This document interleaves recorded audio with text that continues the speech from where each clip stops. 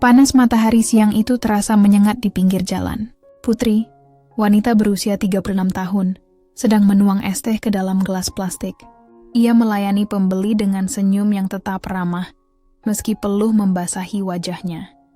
"Bu, 2 gelas manis ya," kata seorang langganan tetap.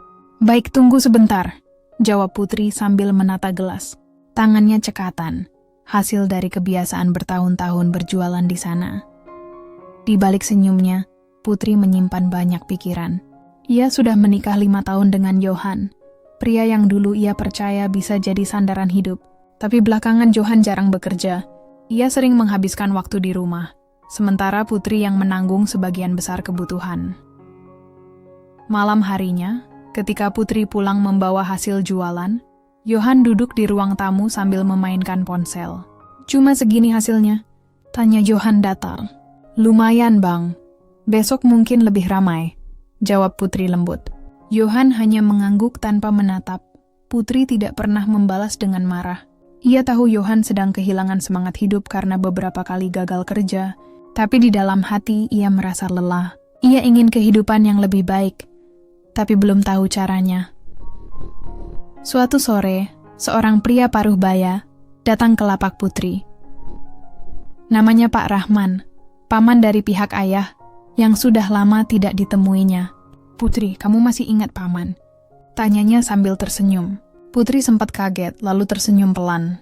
"Iya, Paman Rahman. Sudah lama sekali." Pak Rahman menatap Putri dengan bangga. "Kamu rajin sekali. Paman dengar kamu bantu ekonomi keluarga sendiri." Putri hanya tertawa kecil.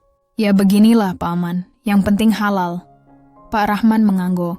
"Teruslah bekerja keras. Hidup ini bisa berubah kapan saja kalau kita sabar." Ucapan itu teringat terus di kepala Putri malam itu.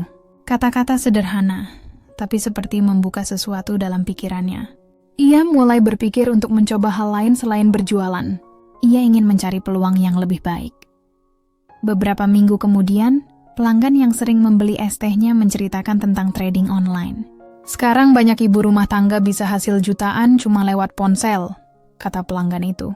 Putri tertarik, tapi tidak berani mencoba. Ia takut gagal dan takut uangnya habis sia-sia. Namun, setiap hari ketika melihat Johan yang terus mengeluh tanpa usaha, Putri merasa harus berubah. Suatu malam ia berkata pelan, "Bang, aku mau coba belajar trading." Johan tertawa kecil. "Kamu? Jualan es teh aja belum tentu balik modal. Mau main uang di internet?" Putri diam. Ia menunduk, tapi dalam hati ada rasa tertantang. Sejak malam itu, Putri mulai menyisihkan sedikit uang dari hasil jualannya untuk membeli paket data dan belajar lewat video di internet.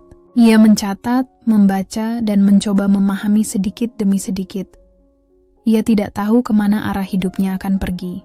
Tapi satu hal ia yakini, ia tidak boleh selamanya hanya diam menunggu perubahan. Hari-harinya masih sederhana, tapi pikirannya sudah mulai berubah.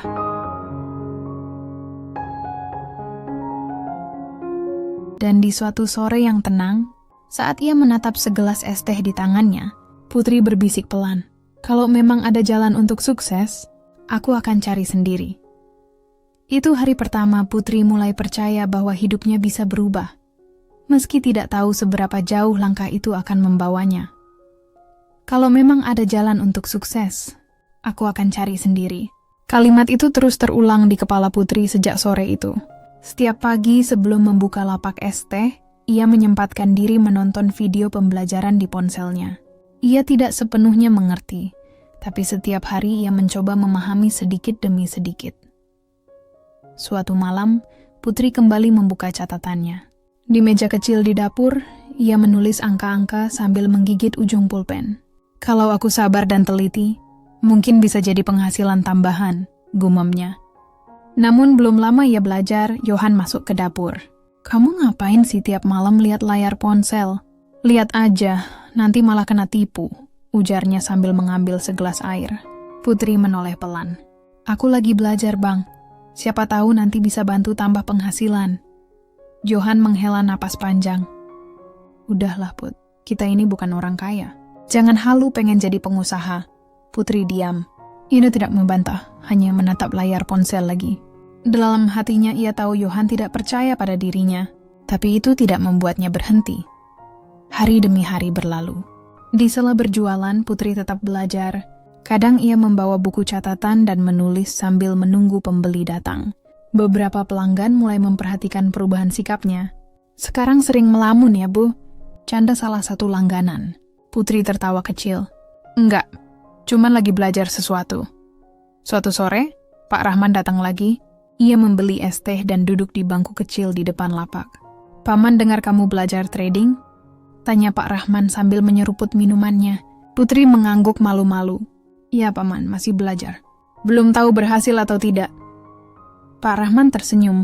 Yang penting niat dan disiplin. Kalau butuh bantuan, Paman punya beberapa teman yang bisa kasih panduan dasar. Mata Putri berbinar. "Serius, Paman? Aku boleh belajar?" "Tentu saja. Tapi ingat, semua butuh waktu." "Jangan terburu-buru," jawabnya. Sejak hari itu, hidup Putri mulai sedikit berubah. Ia mulai rutin belajar lewat bimbingan dari teman Pak Rahman. Malam-malamnya diisi dengan latihan membaca grafik, mempelajari strategi, dan belajar mengelola uang. Johan masih sering mencibir, tapi Putri sudah terbiasa. Ia tahu tidak ada gunanya berdebat. Suatu malam, ia menatap layar ponsel yang menunjukkan hasil kecil. Keuntungannya untuk pertama kali. Tidak banyak, tapi cukup membuatnya tersenyum. "Alhamdulillah," bisiknya pelan. Keesokan harinya, Putri menutup lapak lebih cepat dari biasanya. Ia ingin menunjukkan hasil belajarnya pada Pak Rahman. "Paman, lihat. Aku berhasil profit kecil," ucap Putri sambil menunjukkan ponselnya. Pak Rahman tertawa gembira. "Bagus sekali, Putri. Itu bukti kerja kerasmu mulai terlihat. Teruskan, jangan cepat puas." Putri merasa semangatnya kembali.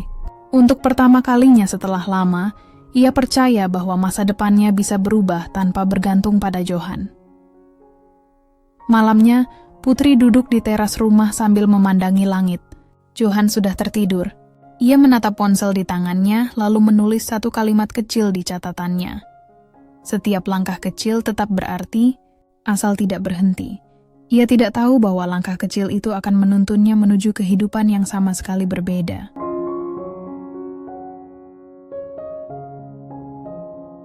Ia tidak tahu bahwa langkah kecil itu akan menuntunnya menuju kehidupan yang sama sekali berbeda.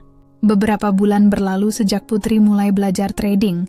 Sekarang ia sudah bisa menghasilkan pendapatan kecil tapi stabil. Ia masih berjualan es teh setiap pagi, tapi sore hari dihabiskannya di depan laptop pinjaman dari Pak Rahman untuk latihan lebih serius. Setiap kali berhasil, Putri mencatat hasilnya dengan rapi. Ia mulai bisa menabung sedikit demi sedikit. Suatu malam ia menunjukkan tabungan itu kepada Johan. "Bang, lihat, aku sudah bisa nabung dari hasil trading," katanya dengan senyum bangga. Johan hanya melirik sekilas. "Berapa sih?" "Segitu mah belum cukup buat hidup layak." Putri menarik napas pelan. "Aku nggak bilang sudah cukup, Bang. Tapi ini permulaan." "Ya sudah, kalau itu yang bikin kamu senang terserah," jawab Johan dingin. Putri kembali diam. Ia tidak mau memperdebatkan hal itu. Yang penting baginya adalah tetap maju. Keesokan harinya, ia bertemu lagi dengan Pak Rahman. Lelaki itu terlihat lemah dan batuk-batuk ringan. "Paman, istirahat saja. Jangan memaksakan diri keluar rumah," kata Putri khawatir. Pak Rahman tersenyum tipis. "Paman baik-baik saja. Cuma ingin lihat kamu terus semangat. Kamu punya potensi besar, Putri. Jangan pernah berhenti belajar." Ucapan itu kembali menguatkan Putri. Ia bekerja lebih giat dari sebelumnya. Beberapa minggu kemudian, keuntungan tradingnya meningkat. Ia bahkan mulai membantu beberapa teman untuk belajar dasar-dasar investasi. Namun, di tengah semangat itu, hubungan Putri dan Johan makin renggang. Johan semakin jarang bicara, sering keluar rumah tanpa memberitahu kemana. Putri hanya bisa menunggu tanpa banyak bertanya. Suatu malam, Johan pulang larut dan langsung berbaring di sofa. "Kamu nggak makan dulu, Bang?" tanya Putri pelan. "Udah, jangan banyak tanya." "Aku capek," jawabnya ketus. Putri menatap suaminya dengan perasaan campur aduk. "Itu sudah kemarahan atau bagaimana?" Dulu ia menikah dengan harapan bisa membangun kehidupan bersama. Tapi sekarang, seolah semua tanggung jawab hanya ada di pundaknya. Beberapa hari kemudian, kabar tak terduga datang. Pak Rahman memanggil Putri ke rumahnya. "Putri, Paman ingin bicara serius," katanya sambil duduk di ruang tamu. Putri menatapnya cemas. "Ada apa, Paman?" Pak Rahman tersenyum lembut. "Paman sudah tua, tidak punya anak. Dan Paman ingin kamu yang melanjutkan perusahaan tekstil Paman kalau suatu saat nanti Paman tidak bisa lagi mengurusnya." Putri terkejut. "Aku, Paman? Tapi aku tidak tahu apa-apa tentang perusahaan." "Tidak apa-apa, kamu belajar. Paman percaya kamu bisa," jawabnya tenang. Sepanjang perjalanan pulang, Putri tidak bisa berhenti berpikir. Ia tidak menyangka akan mendapat kepercayaan sebesar itu. Ia belum berani memberitahu Johan, takut hanya akan ditertawakan lagi. Malam itu, sebelum tidur, ia menatap langit-langit kamar sambil bergumam pelan, "Mungkin ini langkah besar yang dimaksud Tuhan setelah semua perjuangan kecilku." Ia belum tahu. Langkah besar itu akan mengubah seluruh jalan hidupnya dan juga membuka pintu menuju masa depan yang tidak pernah ia bayangkan sebelumnya.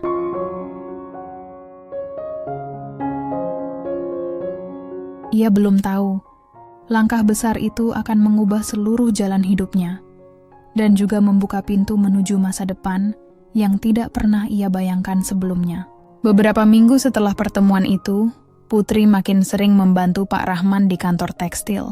Ia belajar dari bawah, mengenal jenis kain, cara produksi, dan bertemu karyawan. Meskipun belum resmi bekerja penuh, semangatnya membuat semua orang kagum. Namun, suasana di rumah justru semakin memburuk. Johan mulai merasa tersaingi. Ia tidak suka melihat Putri sering berpakaian rapi dan berangkat pagi ke kantor pamannya. "Kamu sekarang sibuk banget ya? Kayak nggak inget punya suami," ucap Johan suatu pagi dengan nada sinis.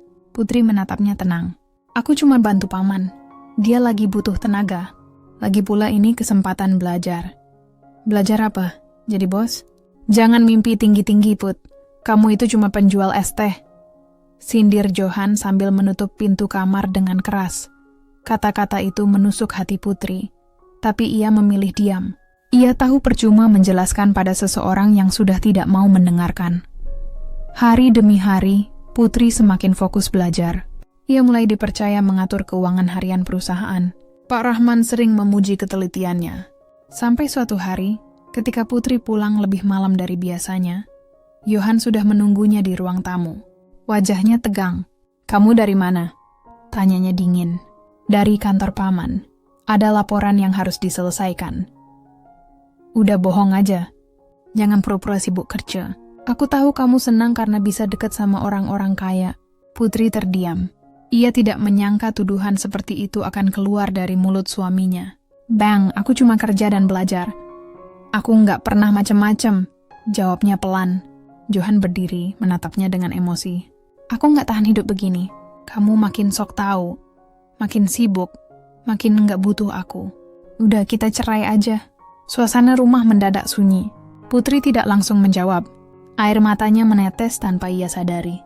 "Kalau itu yang terbaik buat abang, aku ikhlas," ucapnya lirih.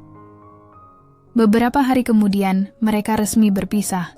Johan pergi meninggalkan rumah tanpa banyak kata. Putri hanya duduk di teras, memandangi halaman kosong. Semua yang ia perjuangkan bersama seolah hilang begitu saja. Di tengah kesedihan itu, Pak Rahman datang menjenguk. "Putri, jangan larut dalam duka.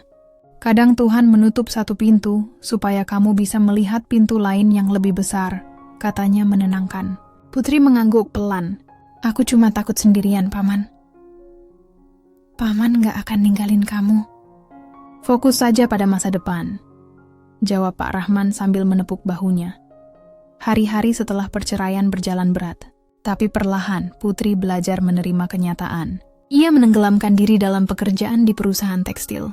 Suatu sore, setelah rapat kecil dengan beberapa staf, Pak Rahman memanggilnya. "Putri, mulai minggu depan, kamu aku angkat jadi asisten pribadi Paman. Kamu harus belajar lebih banyak soal manajemen," katanya dengan senyum bangga. Putri tertegun. "Terima kasih, Paman. Aku akan berusaha sebaik mungkin." Saat itulah, di tengah luka yang masih hangat, muncul sinar baru dalam hidupnya. Ia tidak tahu akan seberat apa jalan di depan. Tapi kali ini ia siap melangkah sendiri, tanpa siapapun yang meremehkannya.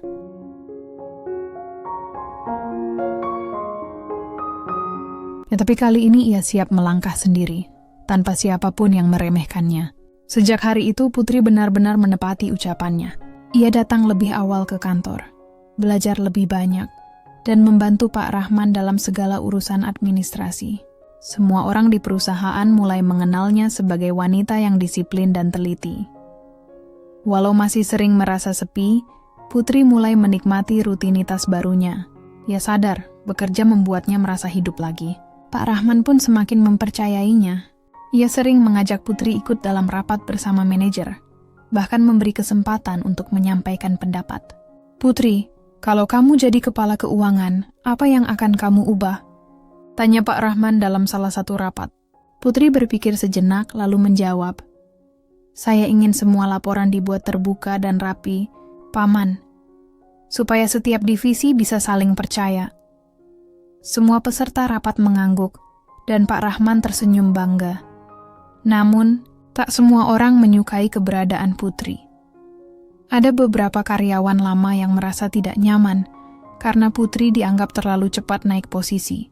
Beberapa mulai berbisik di belakangnya. "Dia itu siapa, baru datang udah sok pinter."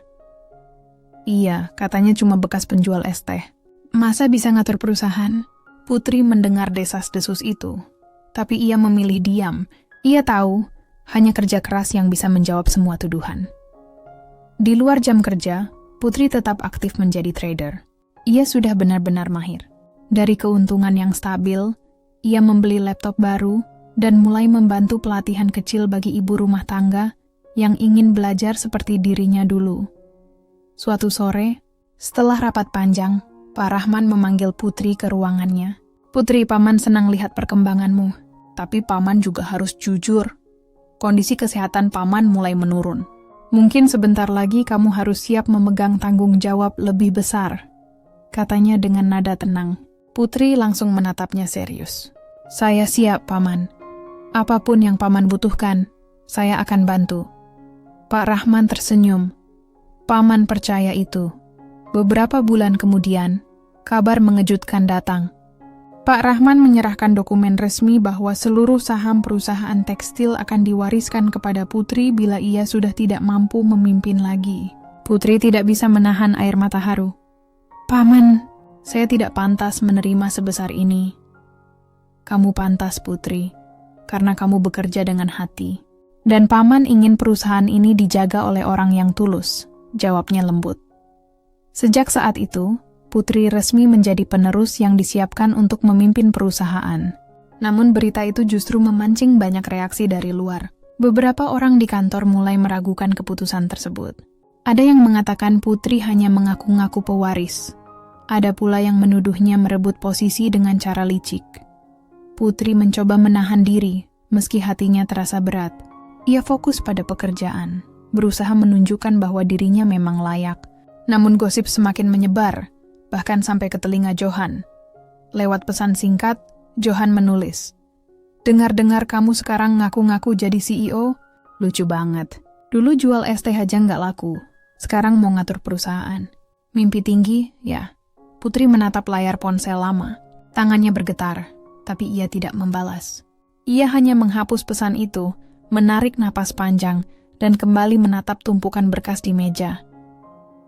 "Kalau dulu aku berhenti, mungkin mereka benar," gumamnya pelan. "Tapi sekarang aku harus terus jalan, sekalipun harus sendirian." Dan tepat di masa penuh tekanan itu, seseorang datang diam-diam ke kehidupannya. Seseorang yang kelak akan selalu berdiri di sisinya, entah peduli seberapa keras dunia menjatuhkannya.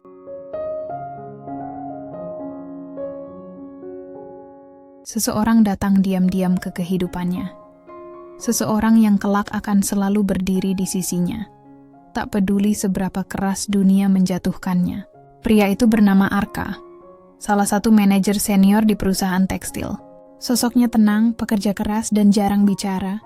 Sejak Putri resmi ditunjuk sebagai calon penerus, Arka adalah satu dari sedikit orang yang tidak memandangnya sinis. Hari-hari pertama sebagai penerus terasa berat bagi Putri. Banyak karyawan mulai menjauh, bahkan ada yang menolak mengikuti instruksinya. "Kenapa harus dengerin dia? Dia itu cuma bekas penjual es teh," kata salah satu staf di ruang produksi. Putri kebetulan mendengarnya, tapi ia berpura-pura tidak tahu. Ia menahan perasaan, berusaha tetap profesional. Saat rapat mingguan, beberapa manajer senior terang-terangan meremehkannya. "Maaf Bu Putri, tapi keputusan ini terlalu berani. Kami sudah bertahun-tahun di sini. Belum tentu bisa Anda ubah seenaknya," kata seorang manajer bernama Darto dengan nada tinggi. Putri mencoba menjelaskan, "Saya hanya ingin sistem laporan lebih transparan. Ini demi kebaikan semua." "Kalau Ibu paham bisnis, mungkin bisa kami pertimbangkan," sindir Darto lagi. Ruangan mendadak hening. Tapi sebelum suasana makin canggung, Arka menimpali dengan tenang. "Menurut saya, usulan Bu Putri masuk akal. Kita butuh keterbukaan kalau ingin berkembang." Semua menoleh ke arah Arka. Pria itu menatap sekeliling tanpa gentar. "Daripada berdebat, lebih baik kita coba dulu. Bukti nyata lebih penting dari omongan." Sejak saat itu, Putri mulai memperhatikan Arka. Ia bukan tipe orang yang banyak bicara, tapi selalu hadir ketika dibutuhkan. Dalam beberapa minggu, Arka sering membantunya menyiapkan laporan dan menghadapi rapat-rapat sulit. Suatu sore setelah kerja, Putri menghampiri Arka di parkiran. "Terima kasih sudah bantu saya tadi," katanya pelan. Arka tersenyum tipis. "Saya cuma melakukan apa yang seharusnya. Jangan biarkan mereka menjatuhkan semangat Anda." Putri mengangguk. "Saya sudah terbiasa diremehkan, tapi jujur, kali ini rasanya lebih berat." Arka menatapnya sejenak. "Kalau berat bagi dua saja, saya bantu semampu saya." Ucapan sederhana itu membuat Putri terdiam. Sudah lama tidak ada orang yang berkata begitu padanya. Sejak hari itu, Arka dan Putri semakin sering bekerja berdua. Mereka berdiskusi, menyusun strategi, dan menghadapi berbagai tekanan di kantor. Suatu malam, setelah lembur panjang, mereka keluar dari gedung hampir bersamaan. Angin malam terasa dingin. "Terima kasih, Arka. Kalau nggak ada kamu, mungkin aku udah nyerah," kata Putri sambil tersenyum lelah. Arka hanya menatapnya sebentar, lalu menjawab pelan, "Jangan pernah nyerah, Bu. Dunia ini keras, tapi kamu lebih keras dari yang kamu kira." Putri menatapnya, lalu mengulurkan tangan. Arka sempat ragu, tapi akhirnya menjabat tangan itu dengan mantap. Ada rasa hangat yang sulit dijelaskan, seolah dunia di sekitar mereka tiba-tiba menjadi tenang. Namun, ketenangan itu tidak bertahan lama. Beberapa hari kemudian, muncul artikel di media lokal berjudul, "Bekas penjual es teh ngaku jadi CEO tekstil. Benarkah perusahaan dikuasai oleh orang luar?" Berita itu langsung menyebar. Banyak yang percaya, bahkan beberapa rekan kerja mulai menjauhinya. Putri membaca artikel itu dengan tangan gemetar. Kenapa mereka tega menulis seperti ini? Arka datang menghampirinya. "Jangan khawatir, saya akan cari tahu siapa yang menyebarkannya." Putri menggeleng pelan. "Enggak usah, Arka. Aku cuma mau tetap kerja dan buktikan kalau aku bukan seperti yang mereka pikir." Arka menatapnya serius. "Kalau begitu aku tetap di sini. Aku nggak akan biarkan kamu hadapi ini sendirian." Dan untuk pertama kalinya sejak lama, Putri merasa tidak sendiri lagi, meskipun seluruh dunia sedang melawannya.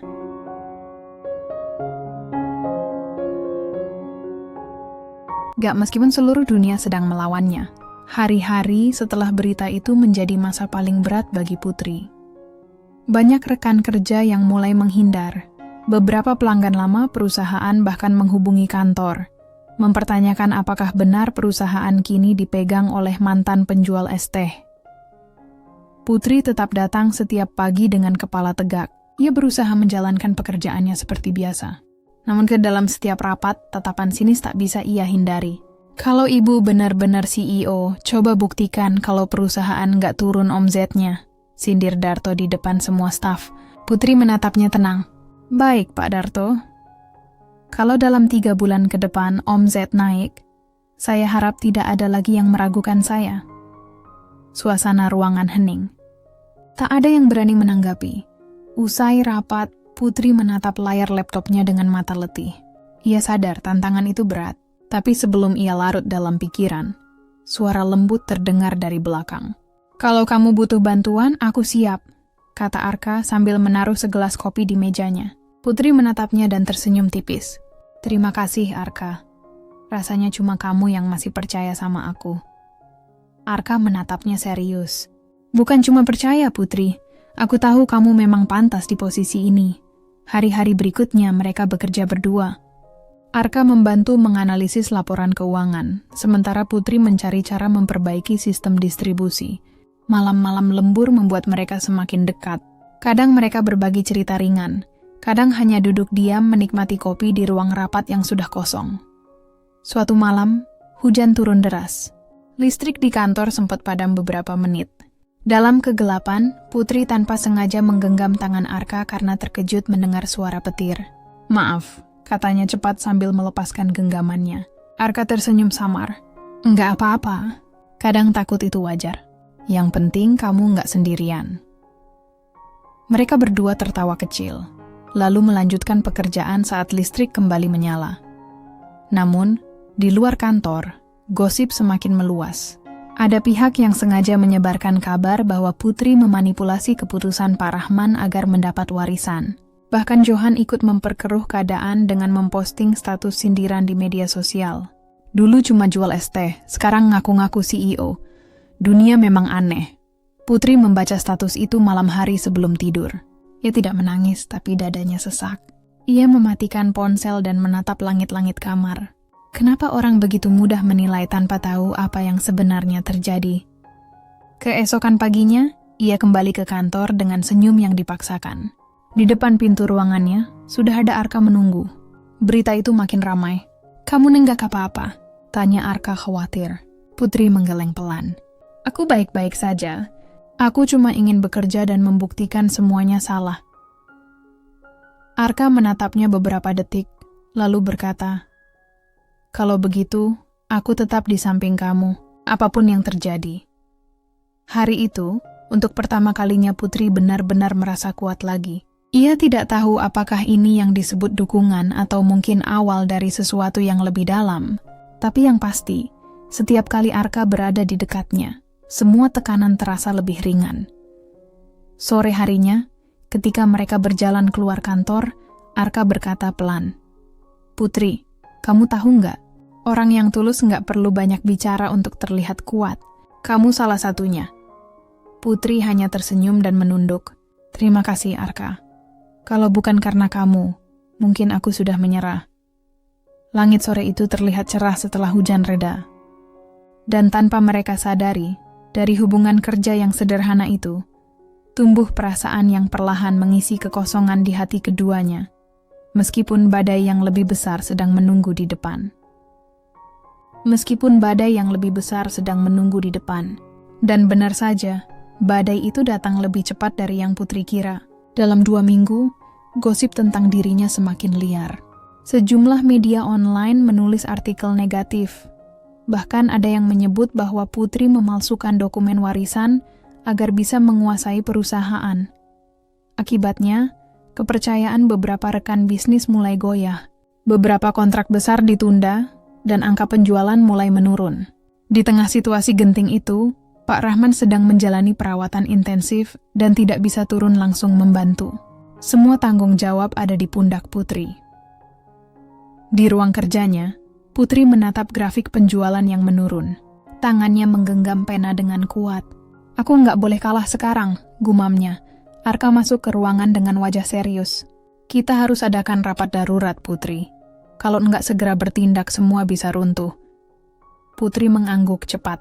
"Aku setuju." Malam ini juga, rapat berjalan tegang. Sebagian besar manajer menyalahkan Putri atas turunnya performa perusahaan. "Kalau bukan karena berita miring itu, investor nggak akan ragu," kata Darto dengan nada tinggi. Putri menatapnya. "Berita itu bukan kesalahanku. Tapi kalau kalian mau lihat tindakan nyata, beri aku waktu 2 minggu. Aku akan buktikan kalau perusahaan ini bisa pulih." Beberapa manajer terdiam, tapi Darto masih terlihat tidak setuju. Arka yang duduk di sebelah Putri angkat bicara. "Kita semua tahu gosip bukan fakta. Sekarang bukan waktunya mencari siapa salah. Tapi bagaimana bertahan? Saya percaya pada keputusan Bu Putri." Kata-kata Arka membuat suasana sedikit mereda. Setelah rapat, Putri duduk lemas di kursinya. "Terima kasih lagi, Arka. Aku nggak tahu harus gimana tanpa kamu," katanya lirih. Arka tersenyum hangat. Kita belum kalah, Putri. Kadang kemenangan datang justru setelah orang lain berhenti percaya. Hari-hari berikutnya Putri bekerja tanpa henti. Ia mencari cara baru untuk menarik pelanggan dan memperbaiki reputasi perusahaan. Namun, di saat situasi mulai membaik sedikit, kejadian yang paling memukul datang. Perusahaan mengadakan konferensi pers untuk menjawab semua gosip. Putri berdiri di podium dengan tenang, menjelaskan bahwa semua tuduhan tidak benar.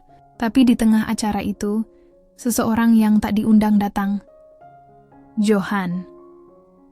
Dengan suara keras di depan banyak wartawan, Johan berteriak, "Jangan percaya sama dia. Dia itu cuma tukang jual es teh yang nggak tahu apa-apa soal bisnis. Dia ngaku-ngaku dapat warisan biar kelihatan kaya." Suasana langsung ricuh. Kamera berputar ke arah Putri yang berdiri kaku di atas panggung. Ia mencoba tetap tenang meski wajahnya memucat. Arka yang berada di barisan depan langsung berdiri dan menghampiri Johan. "Cukup. Kamu nggak punya hak menghina dia di sini." Tapi Johan terus bicara dengan nada tinggi. Menertawakan masa lalu Putri. Putri menunduk, lalu menarik napas panjang. Ia mengambil mikrofon dan berkata dengan suara tegas, "Benar, aku pernah jualan es teh. Aku tidak malu dengan itu. Tapi aku juga tidak akan biarkan siapapun meremehkan kerja keras yang sudah aku jalani sampai hari ini." Ruangan mendadak hening.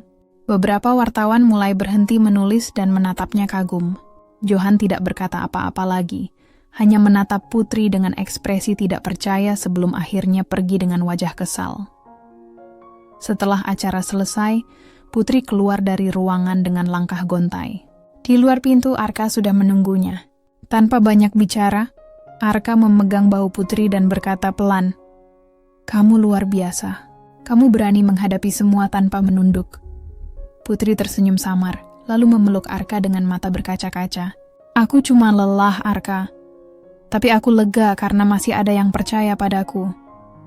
Hujan turun pelan di luar gedung saat mereka berdiri berdua di bawah payung kecil. Tak ada kata-kata lain yang diucapkan, tapi keduanya tahu, badai belum berakhir. Dan setelah malam itu, tantangan yang lebih berat akan datang menghampiri.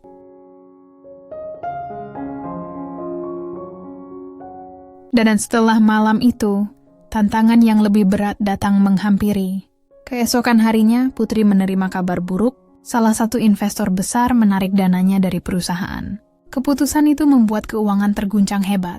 Akibatnya, beberapa divisi harus memangkas anggaran dan beberapa proyek ditunda. Putri duduk di ruang rapat dengan kepala menunduk. Kertas laporan keuangan berserakan di mejanya. Semua ini karena gosip itu belum reda, gumamnya lirih. Arka yang duduk di seberang mencoba menenangkan. Masih ada cara lain. Kita bisa yakinkan investor baru. Putri menggeleng pelan. Aku sudah mencoba. Mereka takut reputasi perusahaan rusak kalau dipimpin oleh aku. Hening sejenak. Suara detak jam di dinding terdengar jelas. Putri menatap jendela, melihat hujan gerimis yang turun. "Dulu, waktu aku jualan es teh, paling berat cuma mikirin cuaca," katanya pelan. "Sekarang, yang aku lawan bukan hujan, tapi pandangan orang."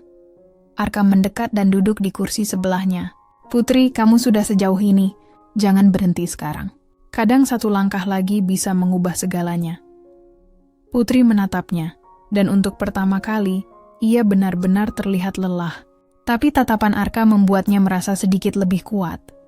Beberapa hari kemudian, situasi semakin menekan. Darto dan beberapa manajer mulai mendorong ide agar Putri mengundurkan diri. "Perusahaan butuh citra baru," kata Darto dengan nada halus tapi tajam. "Kalau ibu mundur, kami bisa cari sosok lain untuk memulihkan kepercayaan publik." Putri menatap Darto dalam-dalam. "Jadi kamu pikir menyerah itu solusi?" Darto tersenyum tipis. "Terkadang mundur satu langkah bisa menyelamatkan banyak orang." Ucapan itu membuat Putri terdiam lama.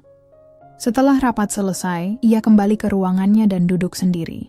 Matanya menatap foto pamannya di meja kerja. "Paman, apa aku salah menerima tanggung jawab ini?" katanya pelan. Beberapa menit kemudian, Arka datang membawa 2 gelas teh hangat. "Kalau kamu menyerah, semua orang yang percaya padamu akan kehilangan harapan," kata Arka tenang. Putri tersenyum samar. "Kamu selalu tahu harus bicara apa ya?" Arka membalas dengan senyum hangat. Aku cuman gak mau lihat kamu kalah sama keadaan. Malam itu mereka lembur lagi. Saat semua karyawan sudah pulang, Putri dan Arka masih di ruang rapat, menyiapkan rencana baru untuk menyelamatkan perusahaan. Saat Arka menunjukkan data di layar, Putri tak sengaja menyentuh tangannya. Mereka saling diam beberapa detik.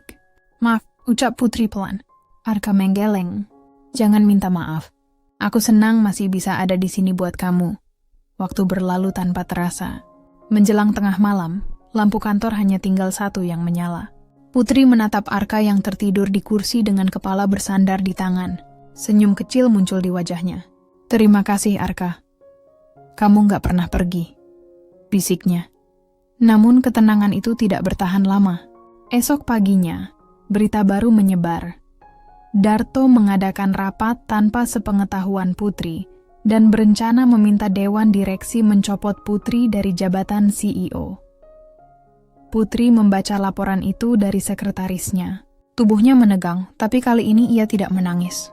Ia berdiri tegak dan berkata, "Baik, kalau mereka ingin rapat, aku akan datang. Aku akan buktikan siapa yang pantas memimpin perusahaan ini."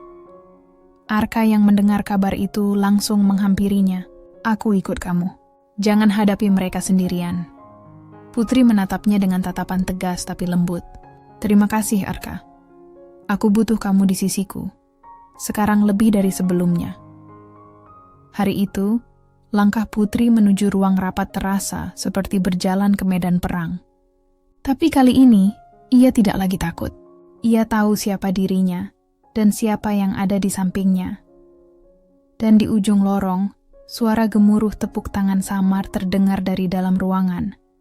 Tanda bahwa sesuatu besar akan terjadi di dalam sana. Tanda bahwa sesuatu besar akan terjadi di dalam sana. Putri menarik napas dalam-dalam sebelum mendorong pintu ruang rapat. Semua mata langsung tertuju padanya.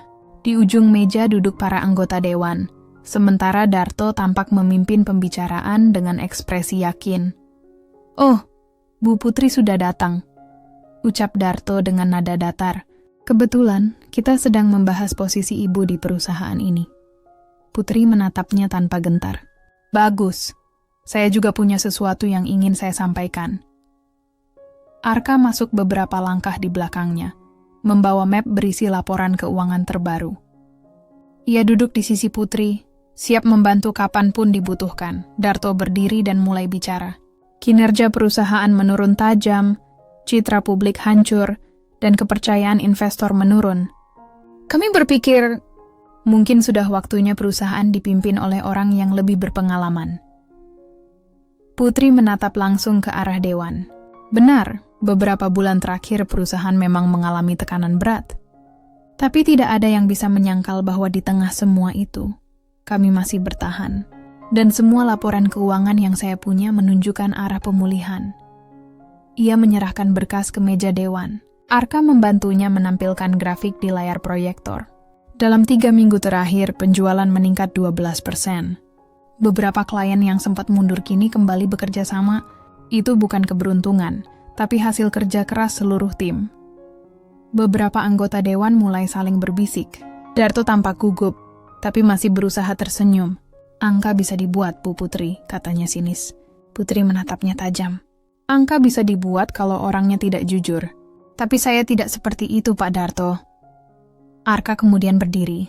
"Maaf, saya ingin menambahkan, saya yang mengelola data penjualan dan semua laporan sudah diverifikasi. Tidak ada manipulasi." Suasana ruangan mulai berubah. Salah satu anggota dewan mengangguk. "Kalau begitu, tuduhan Pak Darto tidak berdasar." Wajah Darto mulai tegang. "Saya cuma ingin perusahaan ini diselamatkan," katanya membela diri. Putri menatapnya tenang.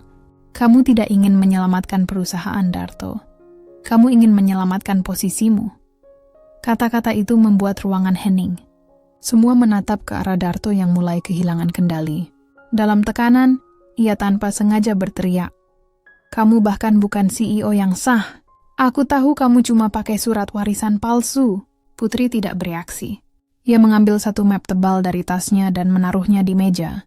Ini dokumen asli warisan dari notaris.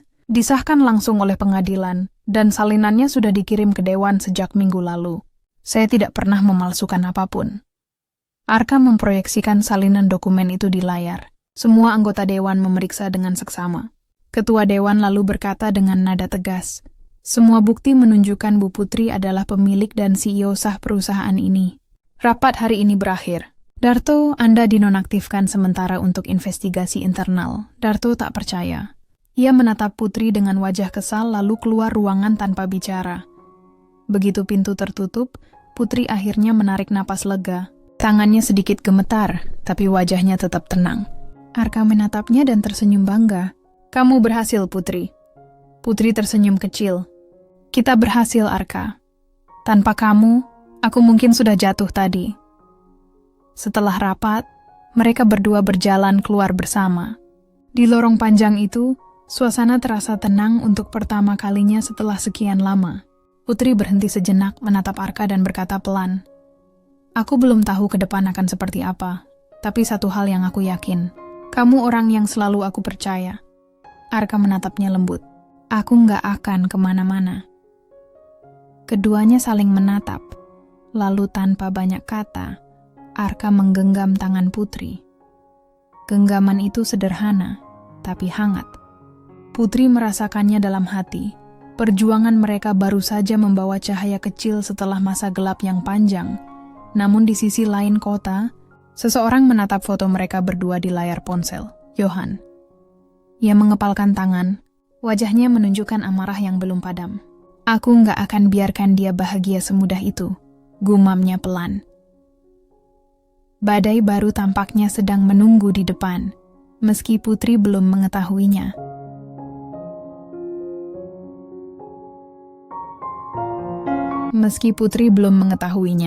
Beberapa hari setelah rapat besar itu, suasana kantor perlahan membaik. Para karyawan mulai kembali tersenyum, dan beberapa rekan bisnis menghubungi Putri untuk menjalin kerja sama lagi. Arka pun semakin sering berada di sisinya, membantu menyusun strategi baru. Namun di balik semua itu, Johan diam-diam memantau dari kejauhan. Ia menyusun rencana untuk mempermalukan Putri lagi, kali ini dengan cara yang lebih halus. Ia tahu bahwa perusahaan baru saja menandatangani kontrak penting dengan mitra luar negeri. Jika kontrak itu gagal, nama Putri akan kembali jatuh. Suatu pagi, Putri menerima email dari mitra tersebut yang menyatakan pembatalan sepihak. Nilai kontraknya sangat besar. Putri terdiam beberapa detik sebelum akhirnya menatap layar dengan ekspresi tidak percaya. "Ini nggak mungkin," ucapnya lirih. Arka yang duduk di dekatnya langsung menghampiri. "Ada apa?" "Kontrak ekspor dibatalkan." Mereka bilang, "Ada laporan keuangan yang nggak transparan." Arka langsung memeriksa dokumen. "Tapi data yang kita kirim sudah jelas. Ada yang main di belakang ini." Putri menatap Arka, dan keduanya tahu arah pikirannya sama. Johan Borda siang itu, Putri memutuskan untuk menemui mitra tersebut secara langsung. Ia dan Arka terbang ke Surabaya, tempat perwakilan cabang mitra berada. Setelah melalui pembicaraan panjang, akhirnya kebenaran terungkap. Seseorang telah mengirimkan email palsu dengan identitas atas nama Putri yang berisi data keuangan palsu. Putri menatap dokumen itu dengan mata tajam. "Ini bukan dari sistem kami. Email ini dibuat dengan domain mirip perusahaan, tapi bukan milik kami." Perwakilan mitra mengangguk. "Kami minta maaf, Bu Putri. Setelah melihat ini, kami akan mengaktifkan kembali kontraknya." Begitu keluar dari ruang rapat, Putri dan Arka saling berpandangan lega. "Kita selamat," kata Arka. Putri mengangguk, tapi matanya masih fokus pada layar ponsel. "Ya, tapi aku tahu siapa yang berusaha menjatuhkan aku." Malamnya di hotel, Putri duduk di balkon memandangi kota yang terang. Arka datang membawa 2 cangkir teh. "Kamu nggak istirahat?" tanya Arka lembut. Putri menggeleng. "Aku cuma mikir, kenapa Johan nggak berhenti juga? Padahal aku nggak pernah mau balas dendam." Arka duduk di sebelahnya. Orang yang kehilangan kendali biasanya bukan karena benci, tapi karena nggak bisa terima kenyataan kamu lebih baik darinya. Putri tersenyum tipis. "Kamu selalu punya cara membuat semuanya terasa ringan." Mereka terdiam beberapa detik, menikmati angin malam yang tenang. Tangan mereka saling bersentuhan di atas meja, lalu perlahan Putri membiarkannya. Ada kehangatan yang sulit dijelaskan, tapi begitu menenangkan. Beberapa hari setelah mereka kembali ke Jakarta, Johan akhirnya muncul lagi. Ia datang ke kantor tanpa janji, menunggu di lobi hingga Putri keluar dari ruang rapat. "Putri," panggilnya. Putri berhenti, menatapnya dengan ekspresi datar. "Ada apa lagi, Johan?" Johan tersenyum sinis. "Kamu pikir kamu sudah menang?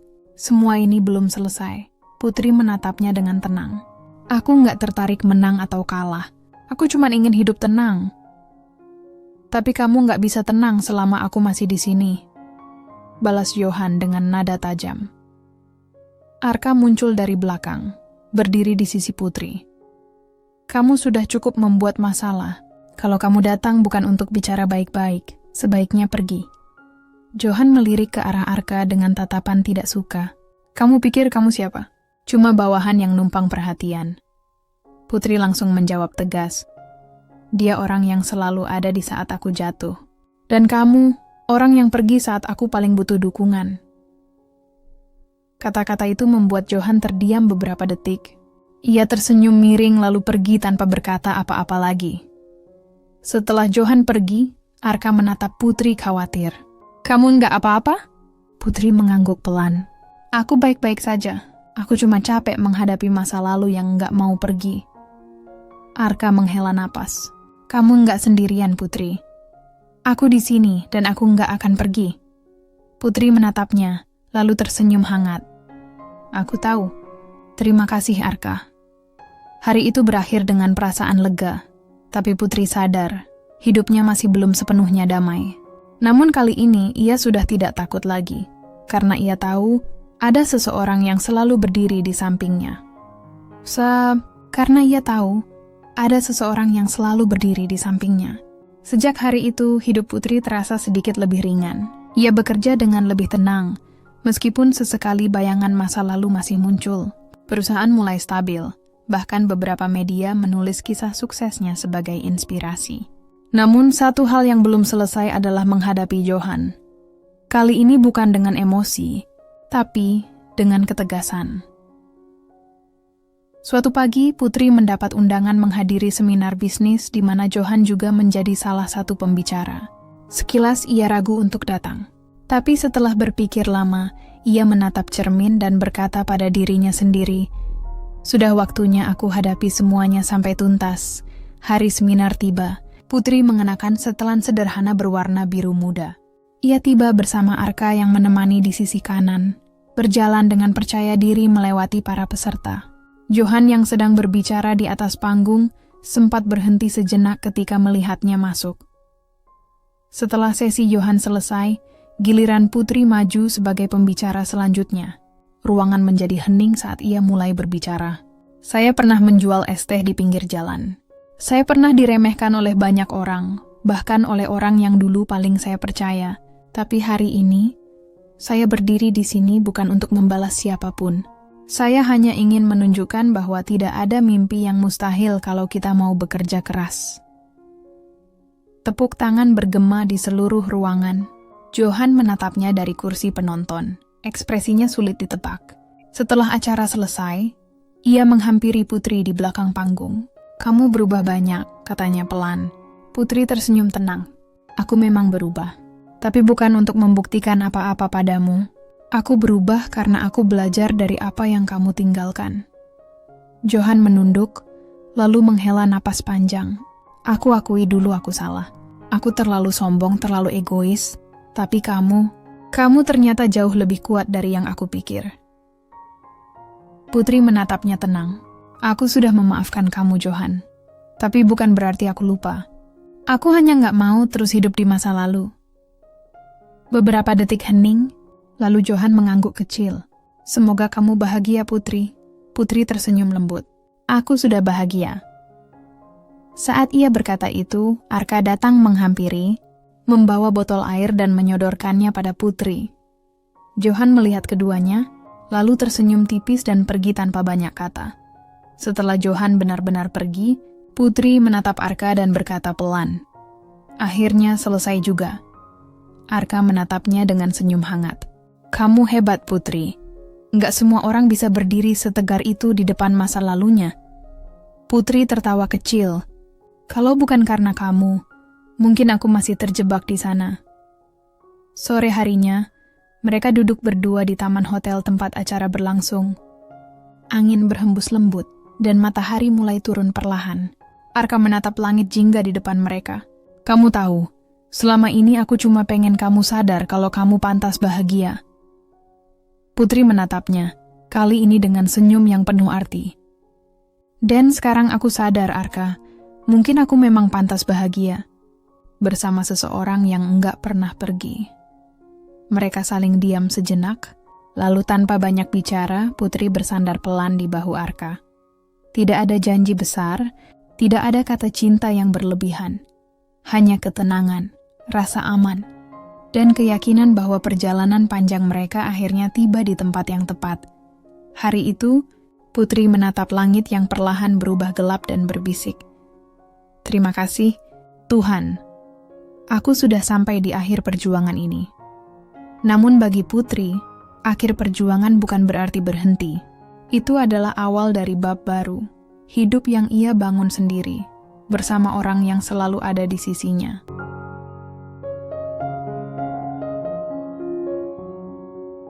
Memenim hidup yang ia bangun sendiri, bersama orang yang selalu ada di sisinya. Beberapa bulan berlalu sejak seminar itu. Perusahaan tekstil milik Putri kini berkembang pesat. Ia berhasil membuka cabang baru di luar kota, memperluas pasar, dan mendapatkan penghargaan sebagai salah satu wanita inspiratif di bidang bisnis. Di kantor, suasana kini jauh berbeda. Para karyawan yang dulu ragu, kini memandang Putri dengan rasa hormat. Setiap keputusan yang ia buat selalu didiskusikan dengan matang bersama Arka, yang kini menjabat sebagai direktur operasional. Jadi, target ekspor kita bulan depan naik 15%? Tanya Arka sambil menatap layar laptop. Putri mengangguk sambil tersenyum. Iya, aku yakin kita bisa. Tim kita makin solid sekarang. Arka menatapnya sebentar, lalu berkata pelan. Kamu berubah banyak, Putri. Tapi satu hal yang nggak berubah, semangat kamu. Putri tertawa kecil. Kalau aku kehilangan semangat, kamu pasti yang pertama marah. Arka ikut tertawa. Bukan marah, cuman nggak mau lihat kamu berhenti di tengah jalan. Hari-hari mereka berjalan dengan tenang. Kadang mereka makan siang bersama di kantin kantor, kadang bekerja hingga malam dan hanya berbagi cerita ringan tentang kehidupan. Putri sudah tidak lagi memikirkan masa lalunya dengan Johan. Ia benar-benar menutup halaman lama hidupnya dan fokus membangun masa depan. Suatu sore, setelah rapat selesai, Arka mengajak Putri keluar dari kantor. Ayo, aku mau ajak kamu ke tempat yang kamu suka. Putri mengerutkan kening. Tempat yang aku suka? Arka hanya tersenyum misterius. Beberapa menit kemudian, mereka berhenti di depan kios kecil di pinggir jalan. Di sana seorang ibu tua sedang menjual es teh. Putri terdiam. Ia mengenali tempat itu, persis seperti dulu, saat ia memulai segalanya dari nol. Masih ingat rasa teh ini? Tanya Arka sambil membeli 2 gelas. Putri menatap es teh itu lama, lalu tersenyum haru. Rasa ini dulu sering jadi pengingat kalau hidup nggak akan selalu pahit. Arka menyerahkan segelas padanya. Dan sekarang, kamu buktiin sendiri. Mereka duduk di bangku kecil di pinggir jalan, menikmati sore yang hangat. Putri menatap orang-orang yang lalu lalang dan berkata pelan. Dulu aku sering duduk di sini sambil mikir, kapan hidupku berubah? Ternyata, jawabannya datang setelah aku berani melangkah. Arka menatapnya dengan lembut. Kamu bukan cuma berani melangkah, Putri. Kamu berani percaya pada dirimu sendiri. Angin sore berhembus pelan. Tanpa sadar, tangan mereka kembali saling menggenggam. Tidak ada kata-kata besar, tapi keheningan itu sudah cukup menggambarkan semuanya. Rasa syukur, ketenangan, dan cinta yang tumbuh dari perjuangan. Saat matahari mulai tenggelam, Putri memandang ke arah langit yang memerah. Aku nggak nyangka perjalanan sejauh ini.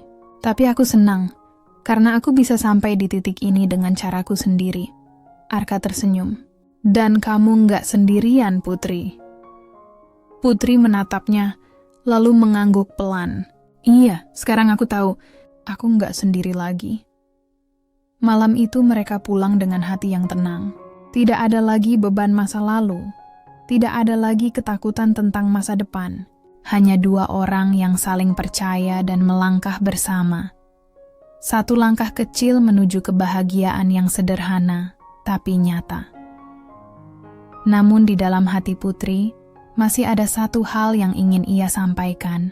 Sebuah perasaan yang tumbuh perlahan, tapi semakin kuat setiap harinya. Dan ia tahu, waktunya akan tiba saat ia berani mengucapkannya. Dan ia tahu waktunya akan tiba saat ia berani mengucapkannya. Beberapa hari kemudian, Putri dan Arka diundang menghadiri acara penghargaan bisnis nasional. Putri masuk nominasi sebagai CEO inspiratif tahun ini. Saat berjalan di karpet merah sederhana, banyak wartawan mengambil foto mereka berdua. Arka berjalan di sampingnya, tersenyum tenang seperti biasa. Di atas panggung, saat namanya diumumkan sebagai pemenang, Putri berdiri dengan mata berkaca-kaca. Ia menerima penghargaan itu dengan suara bergetar namun tegas. Penghargaan ini bukan hanya untuk saya, ucapnya. Tapi untuk semua orang yang pernah diremehkan, untuk mereka yang pernah jatuh tapi memilih bangkit lagi. Saya belajar bahwa kesuksesan bukan tentang siapa yang paling cepat sampai, tapi siapa yang tidak berhenti berjalan. Tepuk tangan menggema di seluruh ruangan. Arka berdiri ikut bertepuk tangan, wajahnya terlihat bangga. Setelah acara selesai, mereka keluar menuju taman hotel yang dipenuhi lampu-lampu kecil. Udara malam terasa sejuk, dan suasananya begitu tenang. Putri berhenti di tengah taman, menatap bintang-bintang di langit. Arka, katanya pelan. Dulu aku selalu takut dicintai, karena aku pikir cinta cuma akan bikin aku kehilangan lagi. Arka menatapnya penuh perhatian. Sekarang kamu masih takut? Putri menggeleng perlahan. Sekarang tidak, karena aku tahu, cinta yang datang kali ini bukan untuk mengubah aku, tapi menemani aku. Arka tersenyum lembut. Putri, aku nggak pernah mau menggantikan siapapun di hidup kamu. Aku cuma mau terus ada di sampingmu, apapun yang terjadi. Putri menatapnya lama. Angin malam berhembus lembut, membuat ujung rambutnya bergerak perlahan. Kalau begitu, katanya dengan suara bergetar, bolehkah aku jujur sekarang? Aku nggak cuma berterima kasih sama kamu, aku jatuh cinta. Arka tidak langsung menjawab. Ia hanya mendekat, lalu menggenggam tangan Putri dengan hangat. Kamu nggak perlu bilang apa-apa lagi. Aku sudah tahu dari lama. Mereka berdua tertawa pelan. Tidak ada janji besar. Tidak ada kata manis berlebihan. Hanya dua orang dewasa yang saling mengerti, saling menghargai, dan saling melengkapi.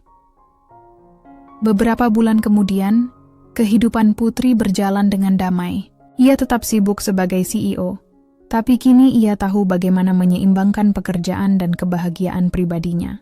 Sesekali ia masih datang ke tempat penjual es teh lamanya, membeli satu gelas, dan duduk sebentar menikmati sore seperti dulu. Di satu kesempatan, Arka ikut duduk di sampingnya sambil berkata, "Lucu ya, semua ini berawal dari segelas es teh." Putri tersenyum. Dan berakhir dengan segelas yang sama, tapi rasanya jauh lebih manis. Mereka tertawa bersama, menikmati angin sore yang lembut. Tidak ada lagi kesombongan, tidak ada lagi luka lama, hanya kehidupan baru yang penuh syukur dan ketenangan. Putri menatap ke arah jalan yang dulu menjadi saksi perjuangannya dan berkata pelan, "Hidup memang kadang kejam di awal, tapi kalau kita sabar, Tuhan selalu kasih akhir yang indah." Arka menatapnya, lalu mengangguk. "Kamu buktinya, Putri." Sore itu, dua cangkir es teh menjadi saksi bahwa perjuangan, kerja keras, dan hati yang tulus selalu menemukan jalannya. Dan kisah mereka pun berakhir, bukan dengan perpisahan, tapi dengan awal baru yang hangat dan penuh harapan.